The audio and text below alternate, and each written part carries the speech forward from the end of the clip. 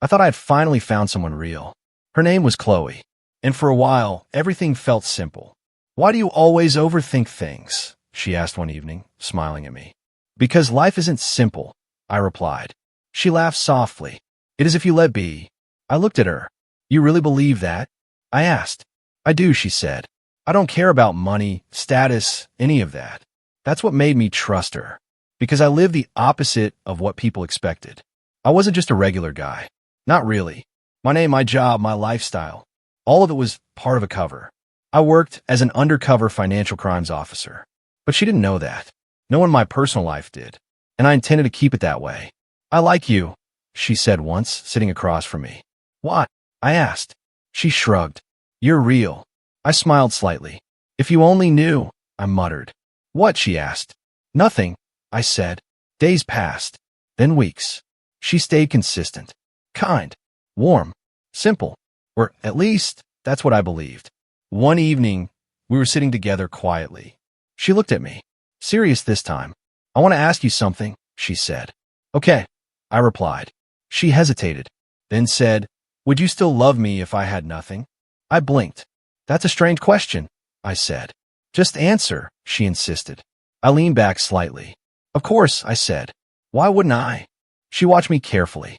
"Because people change when things get hard," she said. "I don't," I replied. She nodded slowly. "Good," she said. Something about that moment felt off, but I ignored it, because I wanted to believe her. A few days later, she called me. Her voice sounded different. Panicked. "Can you meet me?" she asked. "Where are you?" I replied. "Just come," she said. I found her sitting alone. Her eyes were red. "What happened?" I asked. She looked up at me. "I lost everything," she said. I frowned. "What do you mean?" "My account, my savings, everything's gone," she said. I sat down beside her. "Slow down," I said. "What happened exactly?" "I don't know," she said quickly. "It just disappeared." I studied her face. Fear, stress, or something that looked like it. "I need help," she said. "How much?" I asked. She hesitated, then said, "Whatever you can." I stayed quiet for a moment, then nodded. "I'll help," I said. She looked at me. "Even if it's not much?" she asked. I said I would, I replied. She reached for my hand. "Thank you," she whispered. I gave her what I could. Not a lot, but enough for someone who claimed to have nothing. "I'll pay you back," she said. "You don't have to," I replied. "I want to," she insisted. "Focus on fixing your situation first," I said. She nodded. Everything should have felt right, but it didn't. Something was still off. A few days later, I went to see her again. She didn't answer my calls, so I went to her place. The door was slightly open. I knocked. No response. I stepped inside. Then I heard voices. Her voice. And another. "Mia." I stopped. Didn't move. Didn't make a sound. "He's too broke," Chloe said. My chest tightened instantly. I could do better. I froze. Mia laughed softly. "So that's it?" she asked. "Yeah," Chloe replied. "I mean, he's nice, but what's the point? What about that whole he'd love you with nothing thing?" Mia asked. Chloe sighed. "I just wanted to test him," she said. And Mia pressed. "He failed," Chloe said. Those words hit harder than anything. Not because they were loud, because they were calm, casual, like I meant nothing. I stepped back quietly, left without making a sound, closed the door behind me. My hands felt cold. My chest felt tight. Not from anger, from realization. "That was a test," I whispered. Every moment replayed in my head. The question, the situation, the way she acted. It was all planned. Every single part of it. I leaned against the wall outside. Exhaled slowly. "She tested me," I said quietly. "And I failed. Not because I didn't care. Not because I didn't try. Because I didn't meet her expectations. Because I wasn't rich. Because I wasn't enough in her eyes." I laughed. A short, empty sound. "If you only knew," I said under my breath. Because the truth was, I wasn't broke. Not even close. I just chose to live like I was. And she chose to judge me for it. I looked down at my hands. The same hands that helped her. Trusted her. Believed her. "I thought you were real," I said quietly. But she wasn't. Not even a little. I pushed myself off the wall. Stood up straight. Something inside me shifted. Not broken. Not destroyed. Clear. This isn't over, I said softly. Because now, I wasn't being tested anymore. I was watching. And this time, I wasn't the one who was going to fail. After that day, I didn't confront her. I stayed quiet. I watched. And that was harder than anything. Ryan noticed it immediately.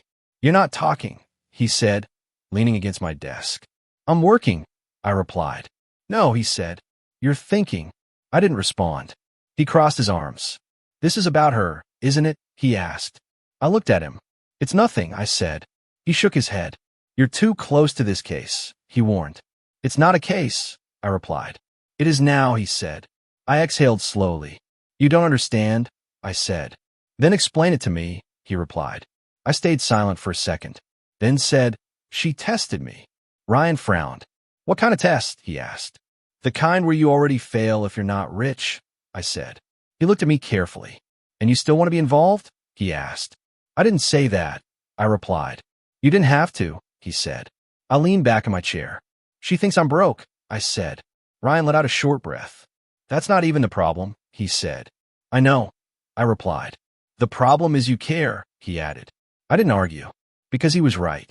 I'm not letting it affect my work, I said. You already are, he replied. Silence settled between us.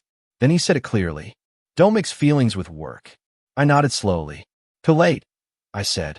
Days passed. I kept my distance. Didn't call her. Didn't text her. Just watched. And she changed. Slowly at first. Then, obviously, her replies got shorter.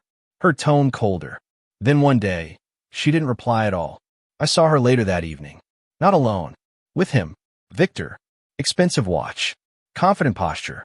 The kind of presence that draws attention. Chloe stood beside him. Smiling. The same smile she used to give me. I stood across the street. Watching. Not reacting. She moved fast. Ryan said beside me. You're following me now? I asked. I'm doing my job, he replied. I nodded toward Victor. That him? I asked. Ryan glanced over. Yeah, he said. What do you know about him? I asked. Ryan hesitated. More than you think, he said. Then tell me. I replied. He looked at me seriously. You don't want to get involved, he said. I already am, I replied. Ryan sighed. Victor isn't just rich, he said. Then what is he? I asked. He's under investigation, Ryan said. My expression didn't change. But inside, everything shifted. For what? I asked. Financial crimes, he replied. Money movement, illegal deals, shell accounts. I stared at Victor again. Then at Chloe, standing right beside him. Comfortable. Happy. She doesn't know, I said. Ryan shook his head. Doesn't matter, he replied. It will, I said. He looked at me. No, he said. It won't. I turned to him. What do you mean? I asked. She chose him, Ryan said. That's not your problem. I looked back at them. Laughing. Talking. Close. Everything connected in that moment. The test. Her decision. Victor. It wasn't random. It never was. She didn't just choose money, I said quietly. Ryan didn't respond. She walked into something bigger, I added. He nodded once. Exactly, he said. Silence. Heavy. I took a breath. So what happens now? I asked. Ryan looked at me. That depends on you, he said. On me? I repeated. Yes, he said. You either stay professional or you get personal. I didn't answer because I already knew. That line was gone. I had crossed at the moment I cared. Days turned into weeks. I saw them more often. Events. Restaurants. Public places. She looked comfortable. Like she had upgraded her life. Like she made the right choice. Every time I saw her, she avoided my eyes. Not out of guilt. Out of dismissal. Like I didn't matter anymore. Ryan kept watching me. You're holding it in, he said one night. I'm handling it, I replied. Same thing, he said. It's not, I replied. He leaned forward. You want to expose him? He said. I didn't deny it. And her? He asked. I stayed quiet. That's the problem, he added. I looked at him. She made her choice, I said. And now she's part of this world, he replied. I nodded slowly. I know, I said. He studied me for a moment. Then what are you going to do? He asked. I didn't answer right away. Because the truth wasn't simple. Part of me wanted to step in. To pull her out. To tell her everything. But another part knew better. That night, I sat alone. My badge in my hand. The same badge that defined my life. My work. My purpose. I stared at it for a long time. You protect people, I said quietly. That's what you do. But not everyone wants to be protected. Not everyone deserves it. I thought about her words. He's too broke. I can do better. I closed my eyes. Took a deep breath. I had a choice, I whispered. Expose everything. Protect her. Or step back. Let her face what she chose. My grip tightened slightly. I can't save someone who didn't believe in me, I said softly. The words felt heavy, but true. I placed the badge on the table, stood up slowly, and made a decision. This time, I wasn't going to interfere. I wasn't going to chase. I wasn't going to fix something she chose to break. Because some lessons have to be learned the hard way. And this time, it wasn't my job to stop them. The final moment came fast. Too fast for anyone to prepare. The event was loud, bright, full of people pretending everything was perfect. I stood near the entrance, watching quietly. Ryan stood beside me. You're sure about this? He asked under his breath. Yes, I replied. No hesitation, he pressed. None, I said. He studied my face. You've changed, he said. I had to, I replied. Across the room, I saw her. Chloe, standing next to Victor, dressed perfectly, smiling like she belonged there, like she had won. I felt nothing. Not anger, not regret, just clarity.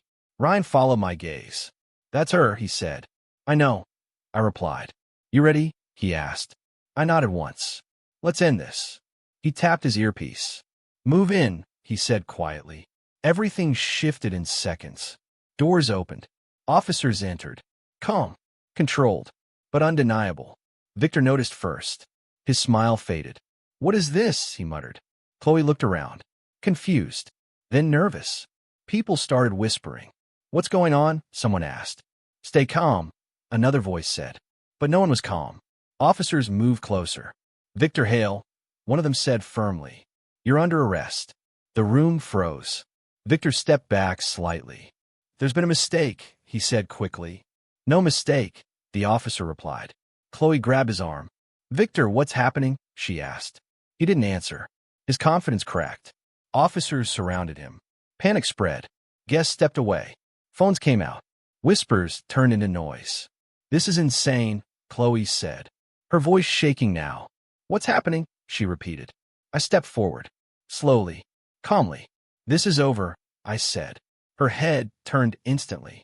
Her eyes met mine. And everything stopped. You, she whispered. I didn't rush. Didn't react. I just stood there, watching her understand. You, what are you doing here? She asked. Her voice broke.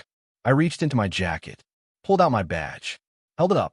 Silence fell between us. You were? She stammered. Yes, I replied quietly.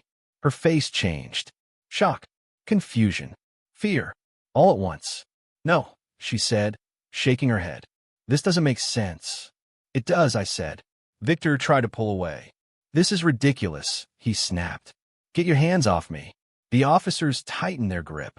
You have the right to remain silent, one of them said. Victor's expression turned desperate. This is a setup, he said. No, I replied. It's the truth. Chloe stepped back slowly, looking between us. You knew? She asked me. I nodded. For a while, I said. And you didn't tell me? She asked. I looked at her. You made your choice, I replied. Her breathing became uneven. I didn't know, she said. I didn't know he was a criminal. I finished. She closed her eyes briefly. Tears formed instantly. I thought, she started, then stopped, because there was nothing to say. The truth was already there, right in front of her. The man she chose, the life she picked. It was collapsing. In seconds. Victor glared at me. You think this is over? He said. It is for you, I replied. He tried to say more, but the officers moved him away. The room shifted again. People moved, talked, watched, but I only saw her, standing there, alone, broken, the same way I once was. Chloe looked at me again, tears falling freely now. I made a mistake, she whispered. I didn't react. Not the way I used to. Not the way she expected. I didn't know, she repeated. You didn't want to know? I said. She flinched. That's not fair, she said. It is, I replied. You judged me without knowing anything. Her voice cracked. I thought you were broke, I said. She went silent. Because it was true. I thought you weren't enough, she admitted. And now? I asked. She looked at the empty space where Victor stood moments ago. Then back at me. I was wrong, she said. I nodded slowly. Yes, I replied. She stepped closer. Careful. Like she was afraid I would disappear. Can we talk? She asked. I shook my head. No, I said. Her eyes widened. Please, she said. I need to explain. You already did, I replied. Her lips trembled. I didn't mean to hurt you, she said. I know, I replied. That doesn't change anything. She wiped her tears quickly. I can fix this, she said. I looked at her for a long moment, then said quietly, no, you can't. That hit harder than anything else. Because it was final. I was never your test, I said. She froze. You were mine. Her expression shattered. Completely. Because now she understood. Every moment. Every choice. Every word. It all led here. Officers walked past us, taking Victor away. The noise returned. The event was over. But for her, this was just the beginning. I lost everything, she whispered. I didn't respond. Because this time, it wasn't my problem. I turned away, started walking. Wait, she called softly. I didn't stop, because I had already waited once. And that was enough. I walked out of that room, out of that moment, out of her world. Not as the man she rejected, but as the man who finally chose himself. And this time, I didn't look back.